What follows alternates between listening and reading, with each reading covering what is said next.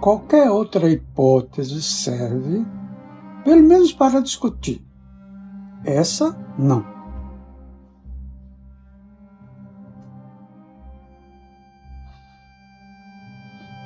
O que se pretende, portanto, é que um conjunto de ideias girando em torno do núcleo traumático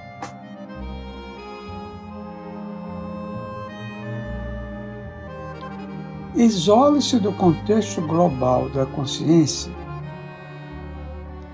e adquira consciência própria.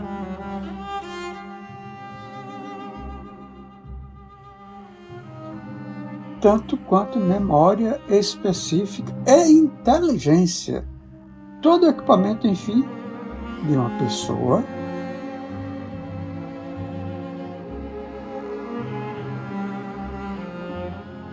mas que não é uma pessoa, e sim fragmento de gente que virou gente, por inexplicável passe de mágica.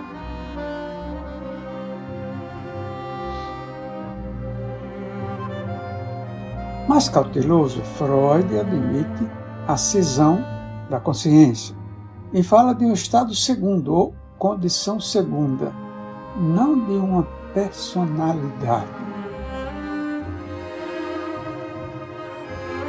E explica com sua reconhecida e costumeira competência com as palavras que tal condição provém de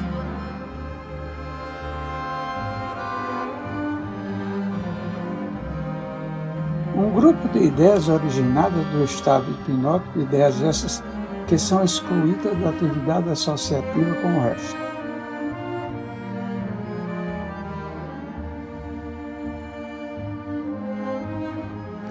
Mas que são associáveis entre si, representando assim uma segunda consciência, condição segunda, mais ou menos organizada.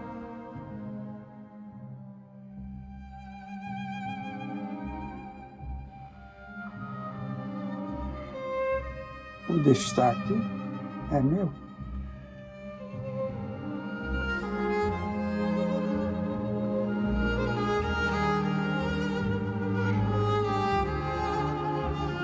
A manifestação histérica seria, no entender do médico vienense, uma imposição desse estado segundo sobre a inervação corporal.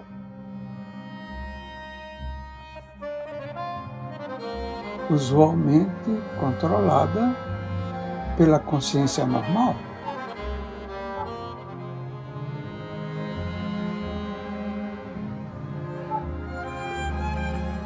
Nenhuma referência encontramos aí a personalidades nascidas da fragmentação da individualidade do paciente.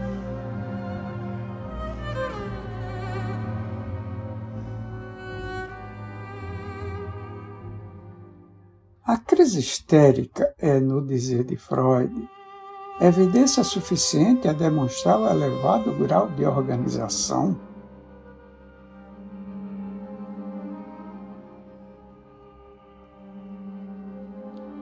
do chamado estado segundo, a ponto de, sob determinadas condições, assumir o controle de toda a existência da pessoa afetada.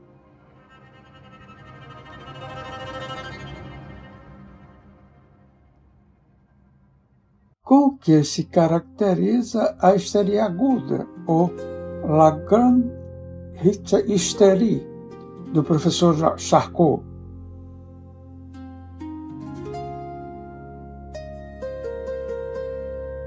Essas reflexões de Freud constam de um dos seus primeiros papéis, escritos ainda com a colaboração de Breuer, e publicado em 1893.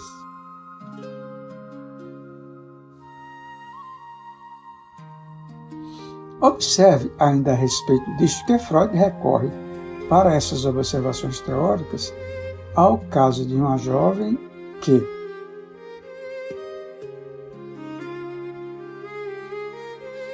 cuidando de um doente, caiu em estado onírico, transe seria a palavra, e experimentou terríveis alucinações.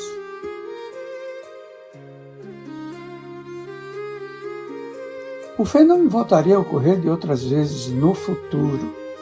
Os médicos identificavam nela, Freud inclusive, grave e complexa histeria.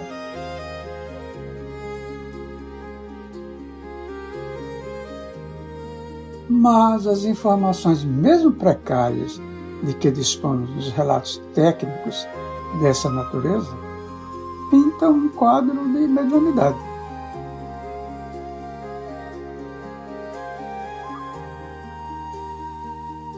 Com clara interferência de inteligências estranhas à da paciente, de modo especial nas crises.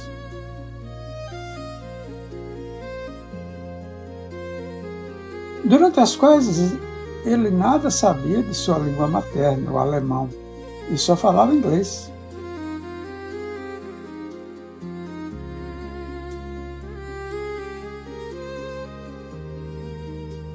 As pessoas familiarizadas com as manifestações mediúnicas reconhecem no caso apresentado por Freud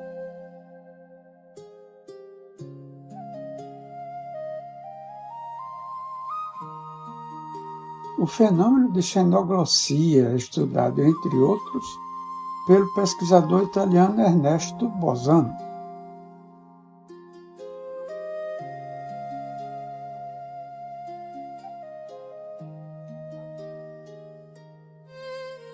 Que um fragmento da personalidade constituído por um núcleo traumático destacado, não se sabe como,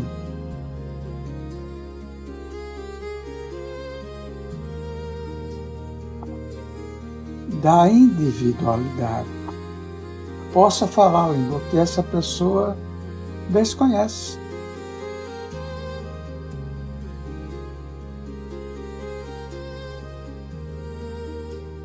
Constitui exigência excessivamente severa sobre a capacidade de aceitação de qualquer pessoa razoavelmente esclarecida e racional.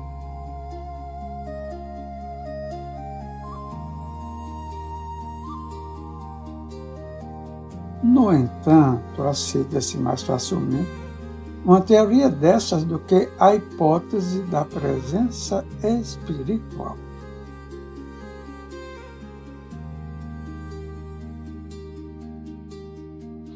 Interferindo com os instrumentos psíquicos do paciente.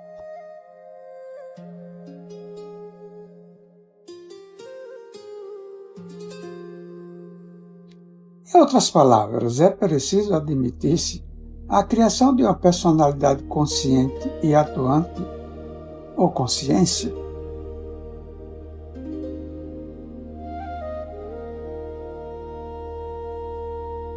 para tentar explicar fenômenos que exigem a presença de uma personalidade integral.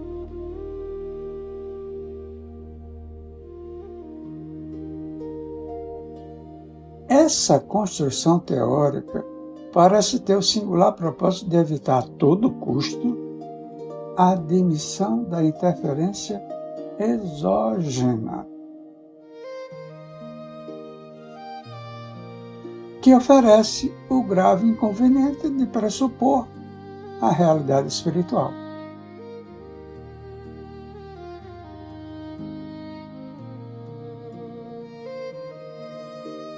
Ou seja, a existência de espíritos que podem interferir, e o fazem, com as pessoas.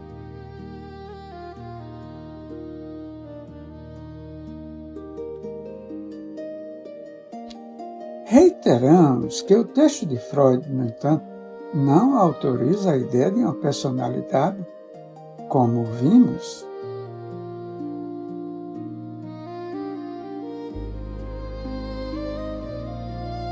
mas de um grupo de ideias isoladas do contexto global da consciência.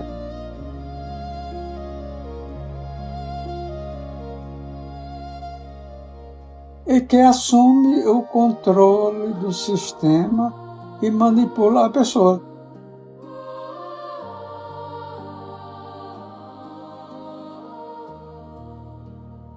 A participação e o movimento da memória nessas manifestações serão cuidados mais adiante neste livro.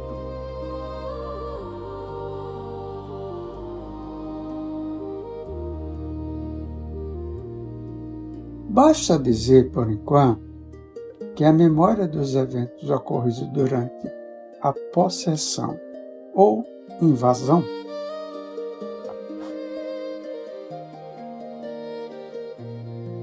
pertence à personalidade invasora e com ela se vai quando a conexão se desfaz.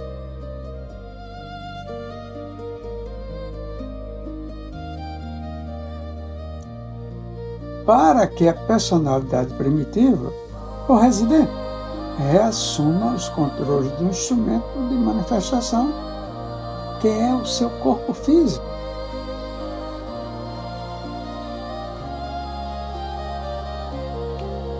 Alguma coisa, no entanto, pode permanecer nos registros mnemônicos da pessoa invadida.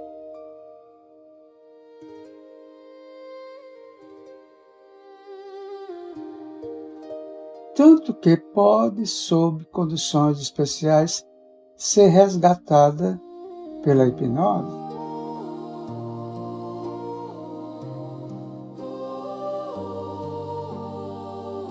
Também isso teremos a oportunidade de observar mais adiante.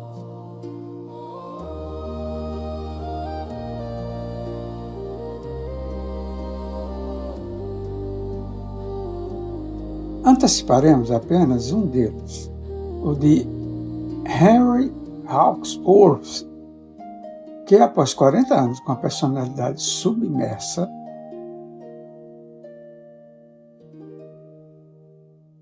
incapaz de manifestar-se, não ressurge alienado de todo da realidade que o cercava.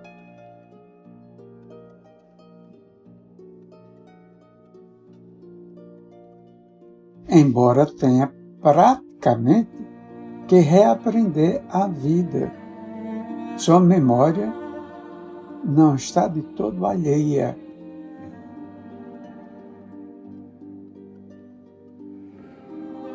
Ao que ocorreu com seu corpo físico nesse longo ínterim.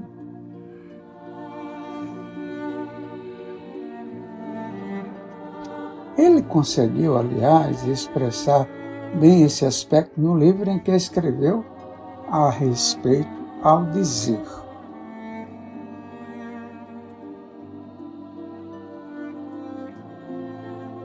"Things I had never seen before were somehow familiar", ou seja, coisas que eu jamais tinha visto, me pareciam algo familiares.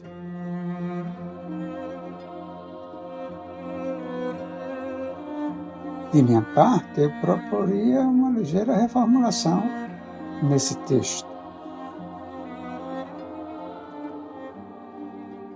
Não diria que eram coisas que ele nunca vira. Ele as testemunhara de outra dimensão da realidade em que ficara retido seu espírito.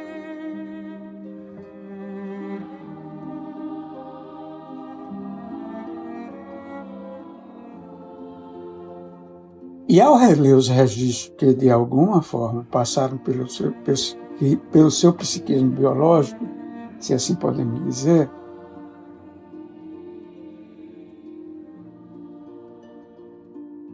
encontrava traços do que ali se gravara pela ação das personalidades invasoras.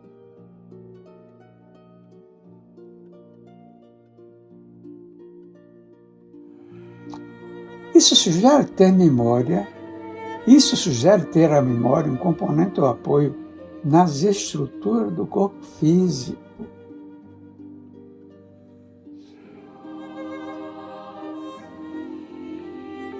Como ficou admitido em meu livro A Memória e o Tempo.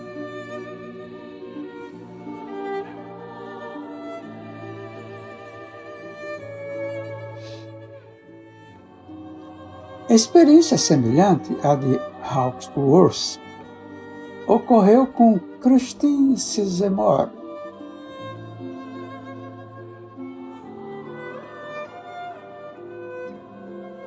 personalidade nuclear do famoso caso Eve White, Eve Black.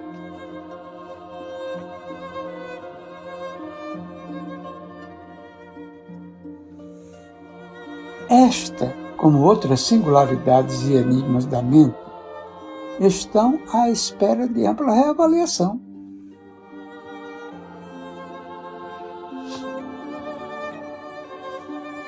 Em face das mais recentes e ainda preliminares descobertas acerca da interação dos hemisférios cerebrais.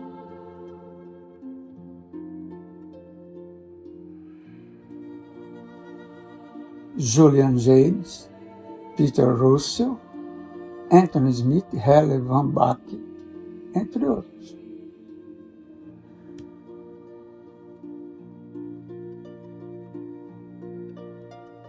Condomínio espiritual,